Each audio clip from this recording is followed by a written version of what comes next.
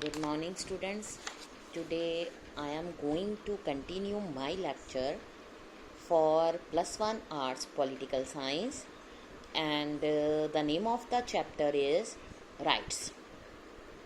We have already discussed about fundamental rights given in our constitutions, like right to freedom, right to liberty, right to education, right against exploitation, right to life, right to property, right to safe water, and so many different rights that are given to Indian citizens according to our constitutions.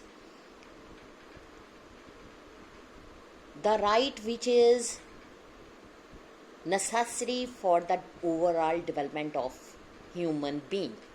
So it is the duty of government to protect all these rights against exploitation, so that every individual enjoy these rights and lead a happy and prosperous life. Every human being should be in thinking that if he has right to wear good clothes, eat good food, move here and there, watch favorite movie, listen his favorite songs, so he should not disturb other human beings which the rights he enjoyed. So the rights given in our constitution should be enjoyed by everyone. There are some other rights which are of level common global, like global warming, protect the environment, natural wildlife, oceans, water bodies, aquatic animals. So it is the responsibility of every country, every state,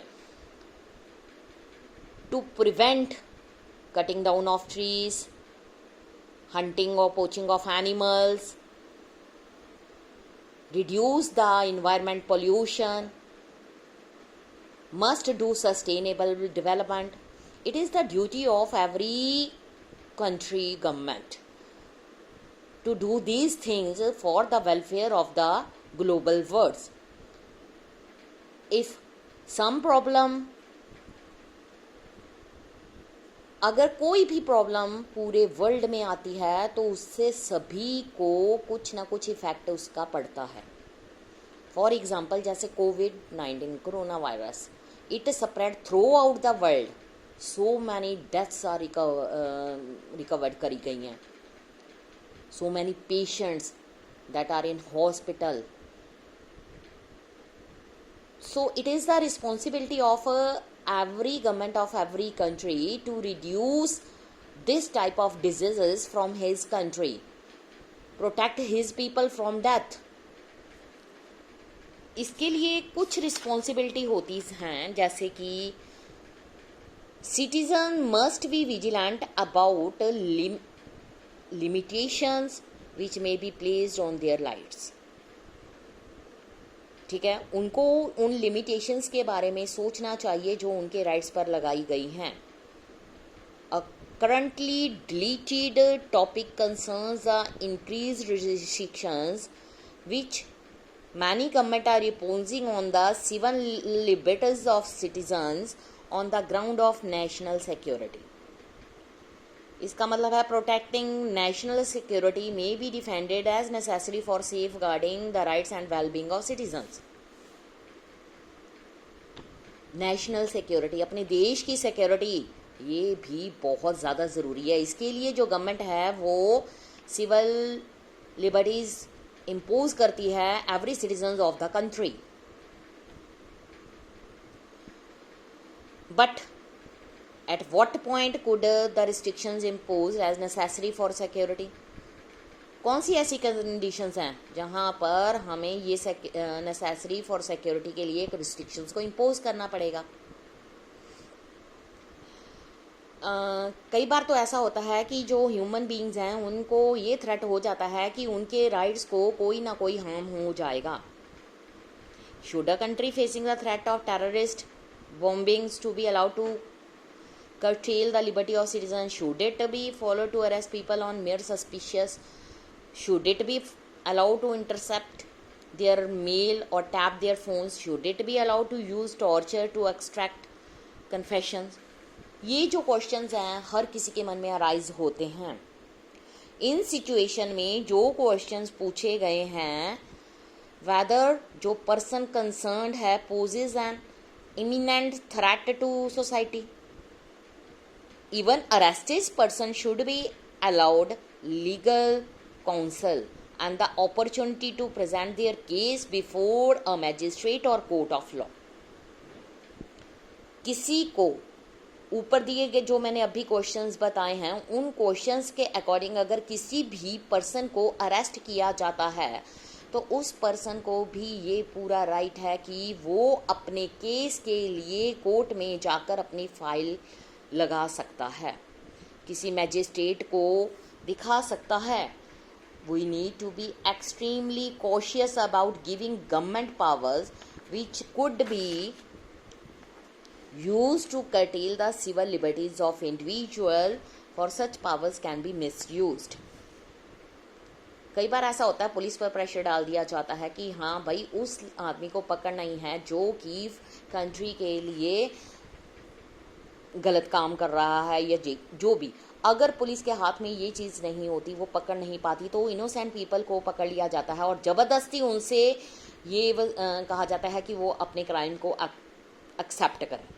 तो जो भी ये powers misuse हो रही हैं उन पर minimised लगाना होना चाहिए. गवर्नमेंट्स जो है become authoritarian undermine very reason for which government exist, namely the wellbeing of members of the state, even though rights can never be absolute.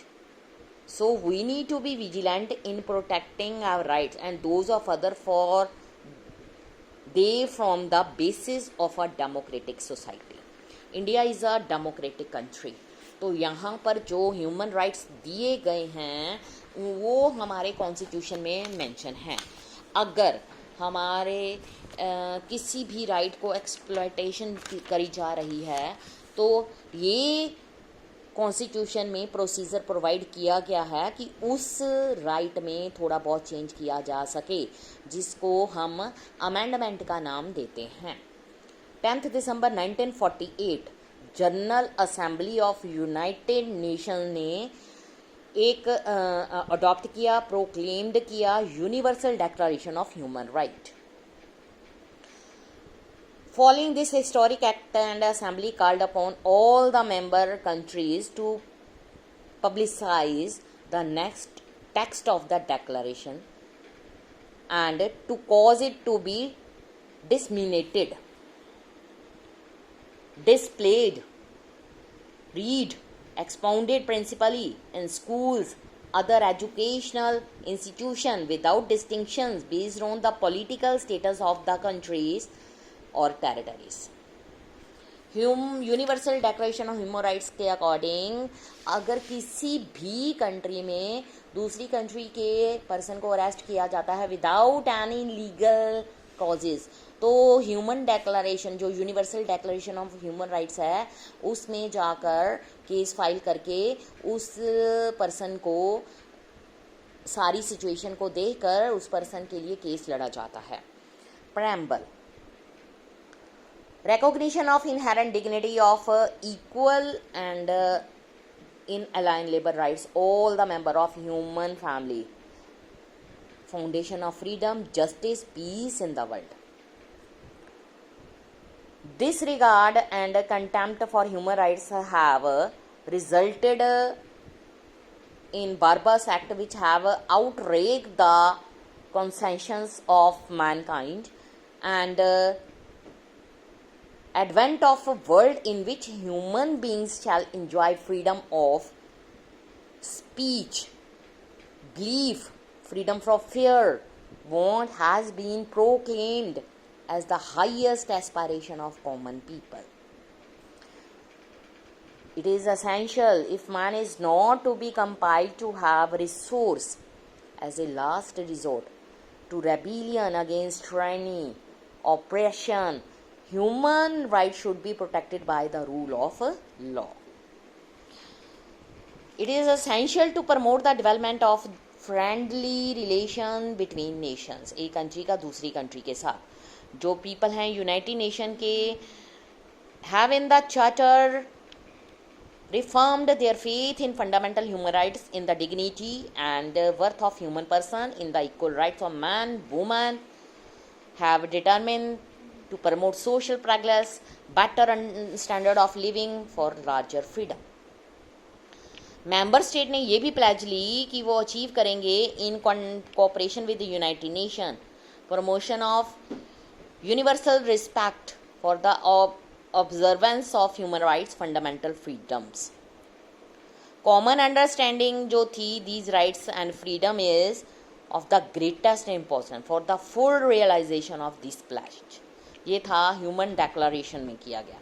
Now therefore general assembly ने प्रोक्लेम किया this universal declaration of human right as a common standard of achievement for all people, all nation, to the end that every individual, every organ of the society keeping this declaration constantly in mind shall strive by teaching and education to promote respect for their rights, freedom by progressive measures, national, international, to secure their universal effective recognition, observance both among people of member state, themselves among the members of territories under their justification.